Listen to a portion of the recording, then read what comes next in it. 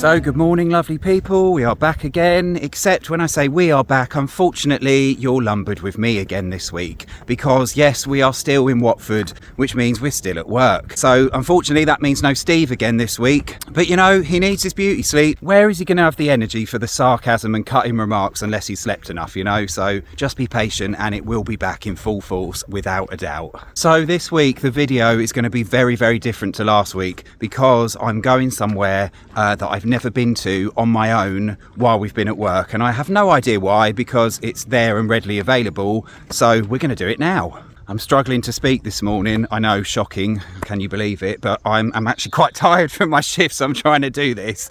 But it's nice, as I explained last week, to try and get out and about, because it helps Steve sleep in the day. So I can't do it all the time, but you know, I do try and make myself scarce where possible. But yesterday, for example, when I finished my shift, I did have a nap.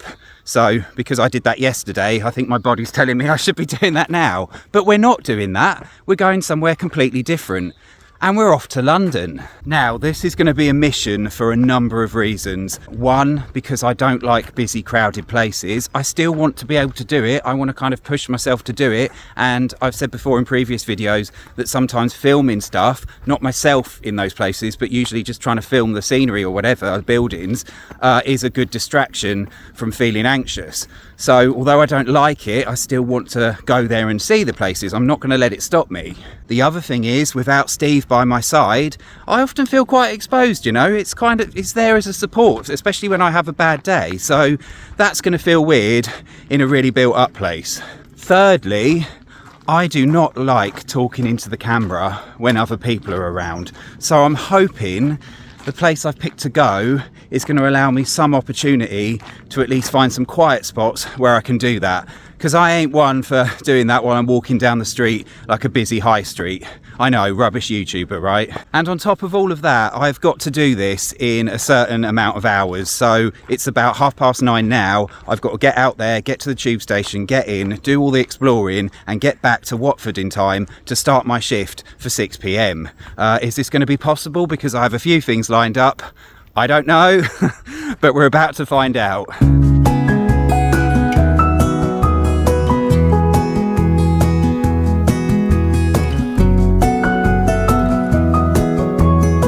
So Watford is at the northwest edge of London, and the place I'm going to is Hampstead. So Hampstead is northwest London itself. I thought that would be a little bit easier, should save me a little bit of time. Now, Hampstead has attracted all kinds of famous people over the years to live here, including Harry Styles. He's meant to live there now, or at least have residence there.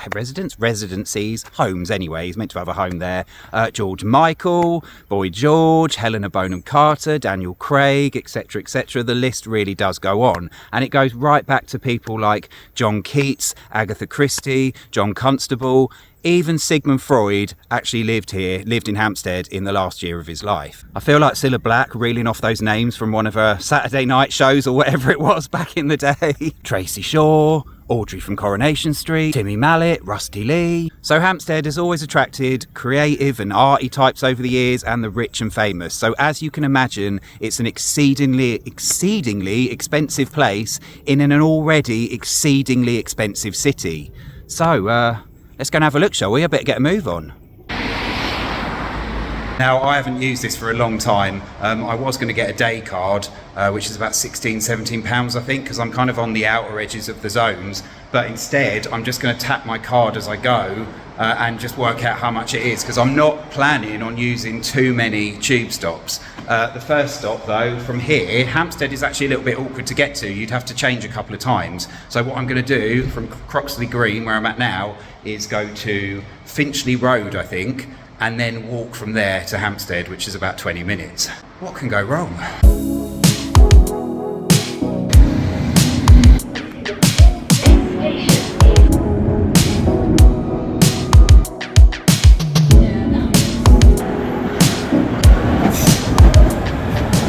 You know, the last thing I expected when I got off the tube in London was to be walking up a quite reasonable sized hill. Steve would be hating this already. I'm really pushing it because it's already gone 11 o'clock, so God only knows what we're going to squeeze in today, but we'll do our best. So we're going to take you around some of the little streets in Hampstead. I need to get a coffee, I might get a bit of cake, and we'll see if it lives up to its expensive and exclusive reputation. Does anywhere in London? Let's face it, probably not, when everything costs millions and it's like an obscene amount to rent a room. But maybe this one has something. We'll see.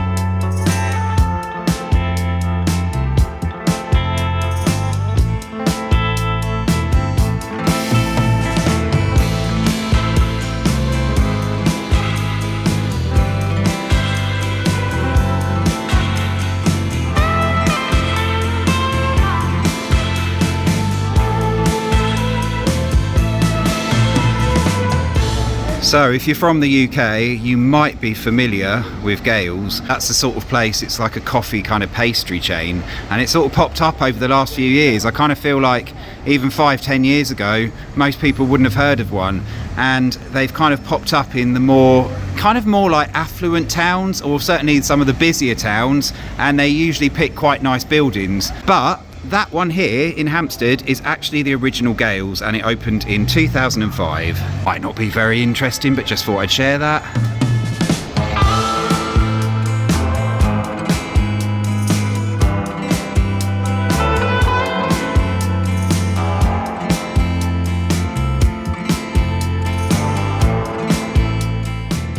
So I've come into this gorgeous little kind of French patisserie style place. I got myself a little bit of cake. Sorry, Steve, you should have come.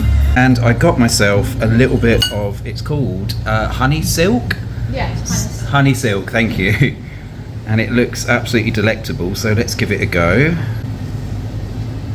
I feel like I'm just taunting Steve now when he watches this back. Oh my God. That is absolutely amazing. Did you say there's no sugar in it? Yeah. Yeah, just honey. Okay. So this cake, there's no sugar in it, but it's got honey in it. Obviously a natural form of sugar, a different type of sugar I guess, but no actual sugar. It's just, the sweetness is just from the honey. Oh my God, it's so amazing. I didn't think I was going to film any of this today because I didn't think I'd find anywhere quiet enough where I was going to do that, but this is just ideal. French bakeries are just so much better than English ones, right? I might just sit here and eat cake all day. The weather's not looking good, I may as well, right? I'm doing it for you, Steve. If we ever do get a house again, I feel like one of the first things we're going to do is end up trying to bake things like this, because I really miss having a kitchen. Not that I could ever cook like this, but it makes me want to now. And if you want to buy somewhere in Hampstead, you better start with a few million in your pocket, because it only goes up from there. Or you could just rent yourself somewhere for a mere £12,000 a month. I mean, just £12,500 a month.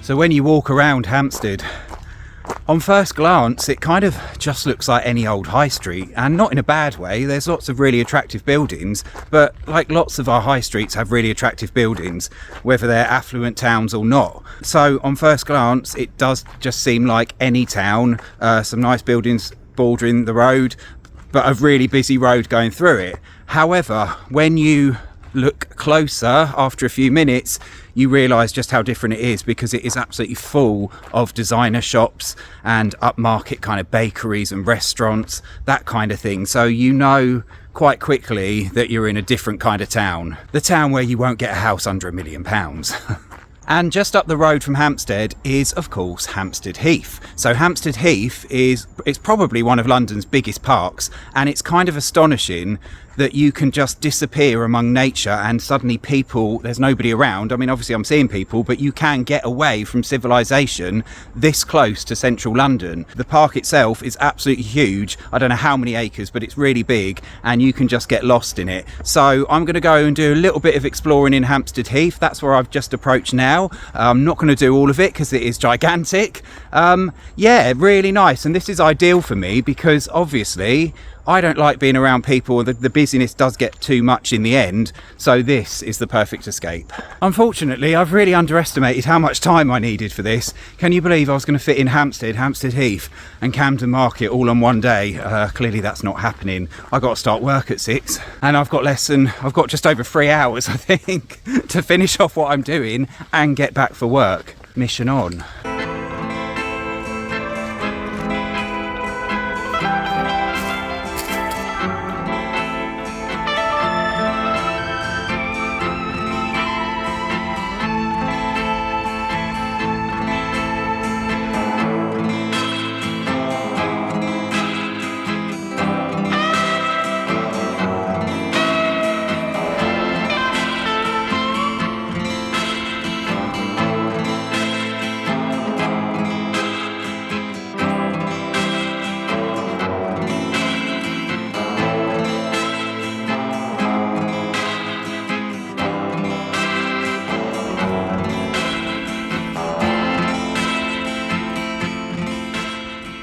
This area I'm walking around now, it's kind of like a little bit of a hidden gem on the heath really, but it's absolutely massive. And it's kind of astonishing that this is here in London, that it exists in some ways.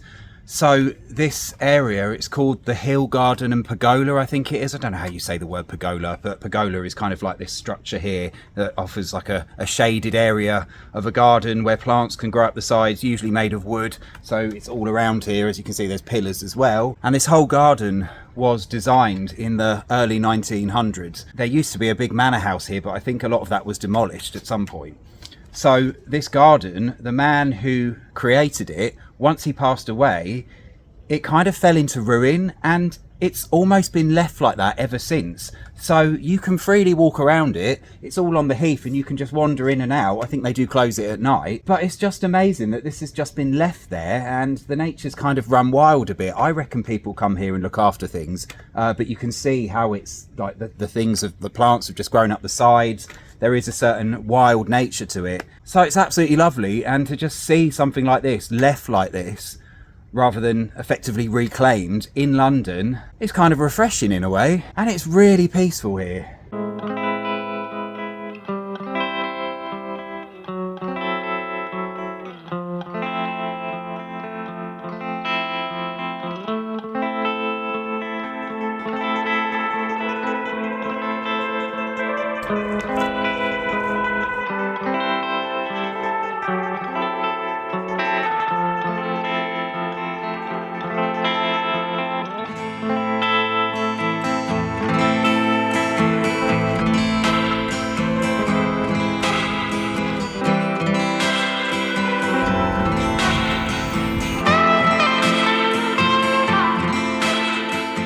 Now, as far as Hampstead Heath goes, I feel it would be remiss of me not to talk about the most obvious thing that possibly comes to mind when you think of Hampstead Heath. So let's kind of delve into the murkier underworld of it, shall we? Or not so murky, depending on your viewpoint. Because of course, Hampstead Heath is known as a massive gay cruising area. In fact, it is possibly the most well-known, most famous gay cruising area there ever is or ever was. Now, I'd like to point out that is not the reason I'm here, by the way. Don't worry, Steve. The only thing I fancied indulging in today is a bit of honey silk cake. Besides, I've never found the idea appealing. It's kind of a bit like dipping into a box of Quality Street and not knowing if you're going to pull out the dreaded toffee penny as opposed to the purple one, yeah, it's not for me.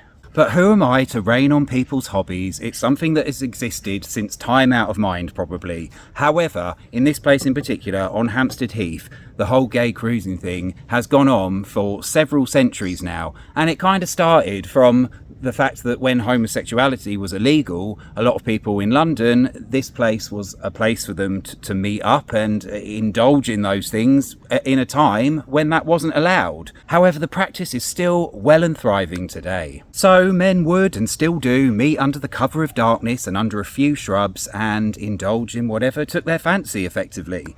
Which kind of sounds a bit annoying to me. You know, the last thing you need when you're in the moment is a surprise intervention from some probing sharp brambles or some stinging nettles whispering at your particulars, you know? It just sounds a bit irritating. I mean, I'll give anything a go, but give me a hotel room, right? I'm a classy bloke, you know.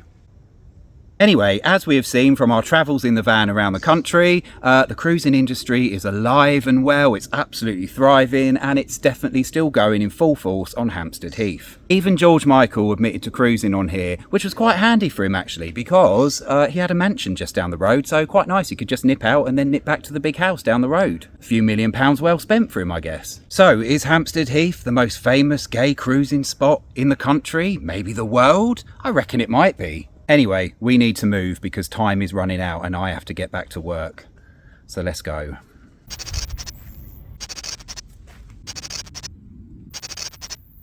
And as if by magic, it's the next day. I'm really sorry about yesterday because I had to make a mad dash back to the tube station and my battery was completely dying. So priority was to get back to start my shift in time, which I just about managed, so all was well. So the cost of the tube yesterday, I mean, I say tube, it was the underground line, but we never actually went underground at all, really. So it was mostly overground, which was quite nice. But the cost of it, I'm glad I didn't get a day ticket, which I was going to do because we're out in zone 6 or 7 or whatever it is at this point. I just did one journey down to Finchley Road and back again, and in total that cost me £7, which isn't too bad. That's pretty good, actually. In terms of doing it on my own, did I feel panicky? Did I feel anxious? Yeah, there were times, but I picked that place for a reason and it kind of paid off. So obviously with the Heath, I know I didn't get a chance to explore masses of it, but it was a place that wasn't overly populated or overly touristy, the whole thing, Hampstead town itself as well. So I felt all right. It wasn't that mad hustle and bustle of central London. So I did okay. Would have been nice if Steve was there. Would have been great to have him on the video, of course, but I managed. It was all good. So hopefully we held it together and hopefully we got some form of video out of it. I don't know till I put it together. Hampstead itself, I mean, yeah, it's all right. Like, it kind of reaffirmed what I thought about lots of places in London, really, in that, you know, some of them, they look okay, but it's mostly just a very busy place that's expensive to live. The buildings there, they were nice, don't get me wrong, like the houses, you could see they were nice, but they were the sort of buildings you see in a lot of towns and locations in the UK. The only difference is that there in Hampstead and probably other parts of London is that most of them are still houses rather than turned into flats, and of course they've been looked after as well, so they look in really good condition because the money's there, of course. So it's all right, you know, it's nice to visit different parts of London, but I wouldn't rave about it or anything like that, and I'm pretty sure Steve would have been unenthused. He might like the cake though. Okay, I'm on the move again because a group of kids just decided to sit right in front of me and then go for a swim, which was just a bit annoying. I mean, how dare they? We're live here. This is a channel, you know. It's a really nice river to swim in, actually, so I might try and do that before I leave, and maybe I'll film it. Not promising that, though. So Hampstead, yeah, it's not too bad. It's worth visiting, always nice to visit new places. And if I could sum it up, it's a mix of houses worth millions of pounds with saucy goings on in the woods and on the heath.